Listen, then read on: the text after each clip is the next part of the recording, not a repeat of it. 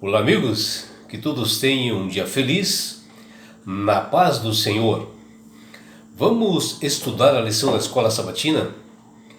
E hoje, quarta-feira, 14 de setembro, a lição de número 12, ela tem como título Autossuficiência.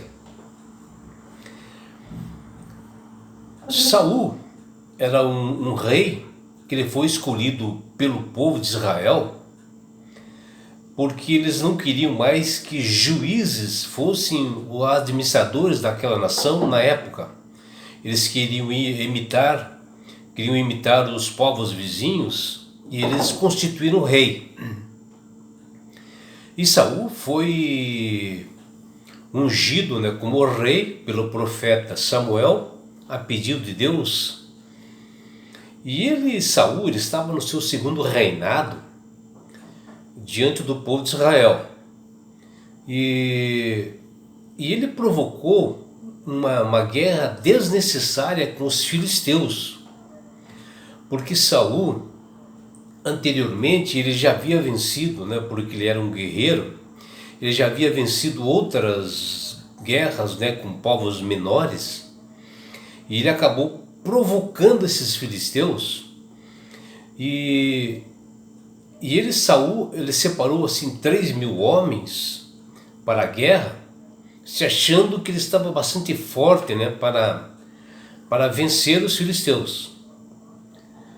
Mas eis que se apresenta diante do povo de Israel para a guerra.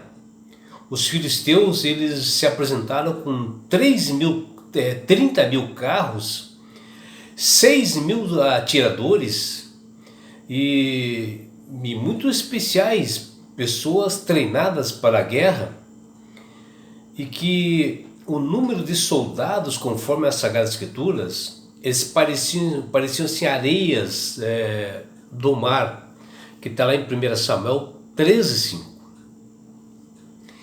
E ao ver aquela multidão de inimigos vindo contra a nação do povo de Israel,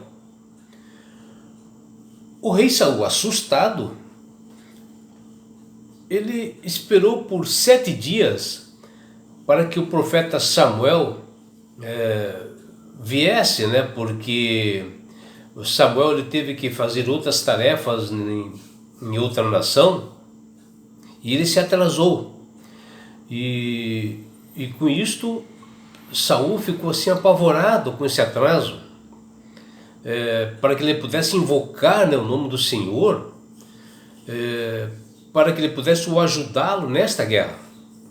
Embora Saul nunca consultou o Senhor para fazer outras guerras contra os inimigos, sempre por conta própria ele tomava as decisões. E como ele não soube assim esperar no Senhor, porque as tropas dos filisteus se aproximavam,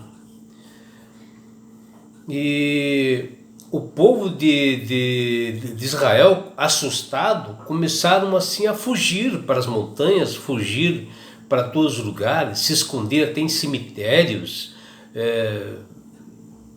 sumiram para todos os lugares, assustados. E ele, com aquela autossuficiência, o rei Saul, ele não esperou a chegada do profeta Samuel. Ele começou a fazer holocaustos e sacrifícios, e ofertas pacíficas por sua conta própria, para invocar a Deus para esta batalha, onde realmente essa função de sacerdote não cabia ao rei, e sim ao sacerdote fazer isso. Isto era determinado por ordem divina, que isto era um trabalho exclusivo de um sacerdote, no caso Samuel. E mesmo sendo rei, ele não tinha autoridade sacerdotal para ele fazer qualquer coisa nesse sentido, para oferecer holocausto.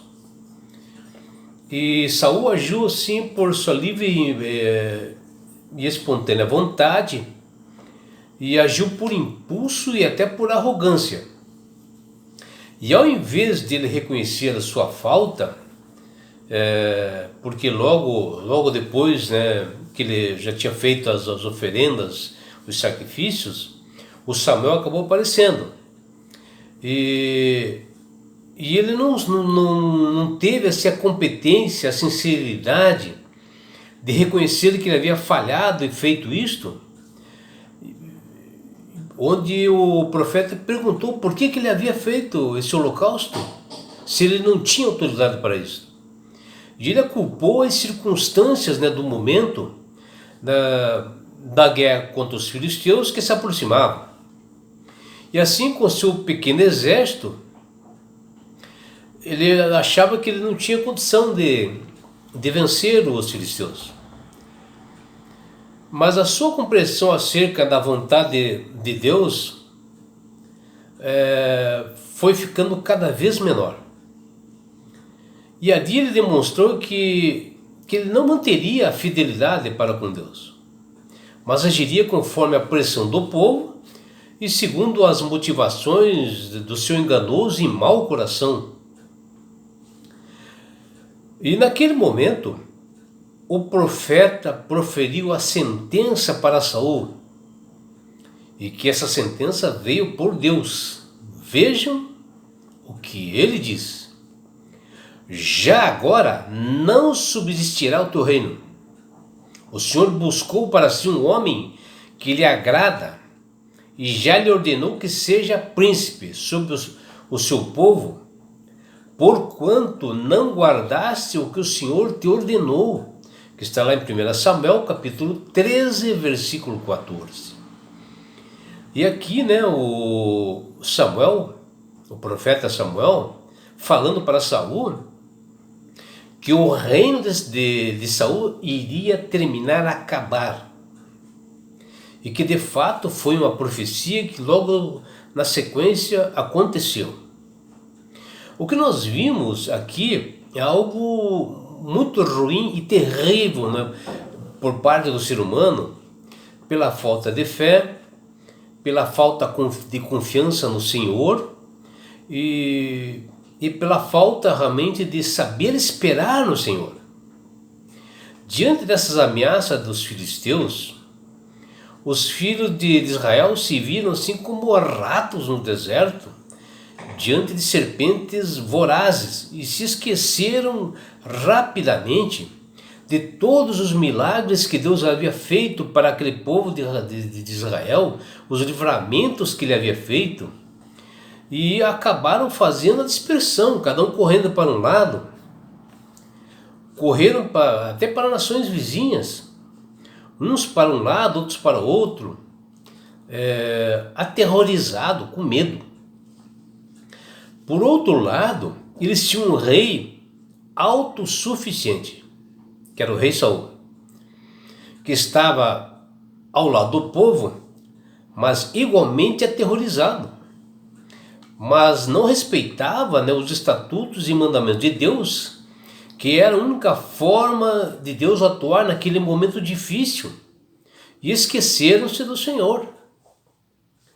Na verdade, hoje também nós não podemos criticar, né, o povo de Israel da época, porque tanto a atividade do povo, quanto ao rei Saul não estão muito longe da realidade que nós cometemos hoje também.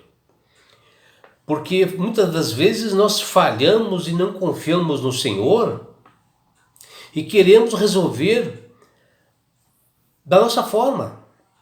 Às vezes nós estamos diante do inimigo, nós temos que se armar, querer resolver por nossa conta, de vez consultar o Senhor, já que nós temos fé no Senhor e seguimos o que Ele determina para nós.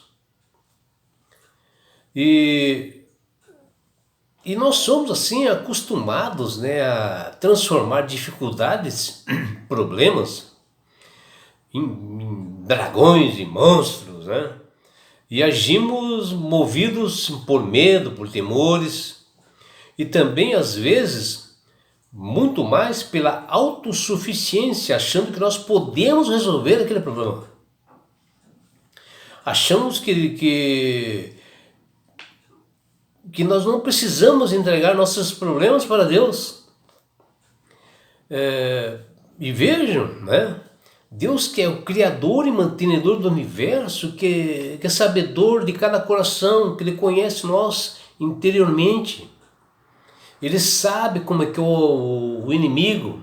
Ele sabe dar orientação para nós. É nós buscarmos em consagração e comunhão para que Ele possa nos dar a resposta.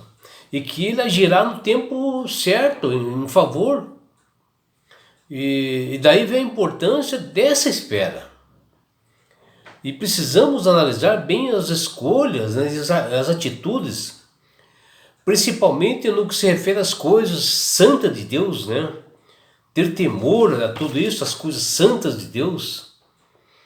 Como foi o caso, né?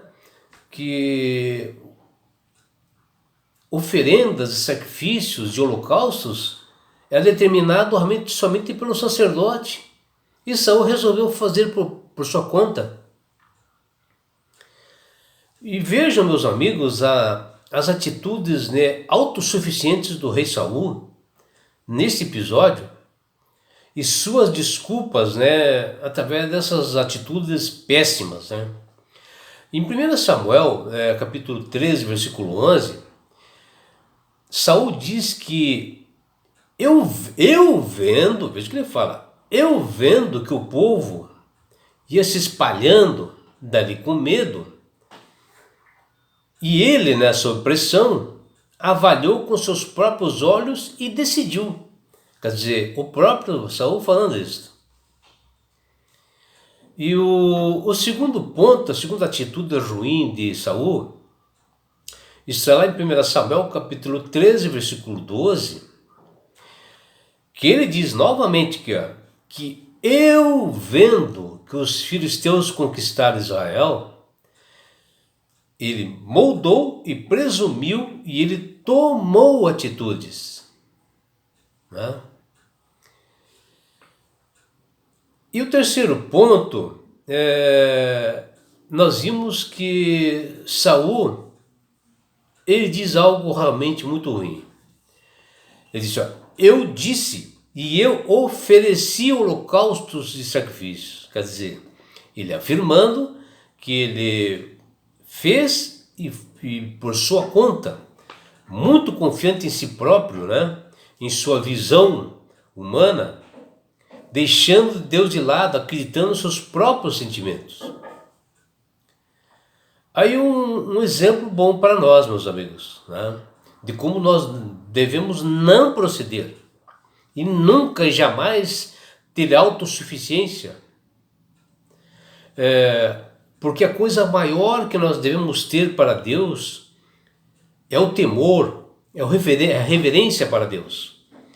E deixar que Ele decida o que é o melhor para todos nós. Nunca nós tentamos querer fazer pelas nossas próprias forças, ou esconder e disfarçar com desculpas esfarrapadas que não convém. Que nossa vida, né, esteja sempre sob esta rocha, né, que se chama Jesus Cristo. E assim jamais seremos derrotados, sejam quais forem os inimigos. Por isso, meu amigo, minha amiga, que Deus tem falado através do poder do Espírito Santo para cada um de nós, para mim, para você, para todas as pessoas, para que eles possam aceitar a Jesus como Salvador, para que você possa ter confiança, para que você possa ter fé diante de tantas dificuldades, para que Ele possa lhe ajudar a dar as soluções para os teus problemas, para que você possa ter mais paz, mais equilíbrio para as decisões. E quando você aceita a Jesus como Salvador e Senhor, Ele, Cristo, quer dar esse presente que chama-se salvação. E com isto, Ele quer levar você, tua família, a humanidade, para as mansões celestiais. E sabe por quê, meu amigo, minha amiga? Porque Jesus te ama. Abraços do seu amigo João Carlos Amorim.